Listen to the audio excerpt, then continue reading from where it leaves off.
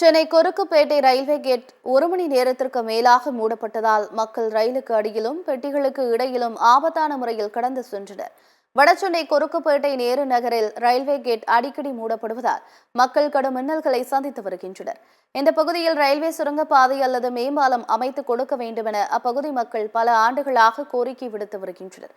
ஆனால் இதுவரை எந்த நடவடிக்கையும் எடுக்காத நிலையில் பொதுமக்கள் போக்குவரத்து நெரிசலால் கடும் அவதியடைந்து வருகின்றனர். இந்த நிலையில் நேற்றிரவு ரயில்வே கேட்டில் 1 மணி நேரத்திற்கு மேலாக சரக்கு ரயில் நிறுத்தப்பட்டது. இதனால் பொதுமக்கள் மற்றும் வாகன ஓட்டிகள் கடுமையாக பாதிக்கப்பட்டனர். நீண்ட நேரம் காத்திருந்து பொறுமை இழந்த மக்கள் ரயிலுக்கு அடியிலும் பெட்டிகளுக்கு இடையிலும் ஆபத்தான முறையில் கடந்து சென்றனர்.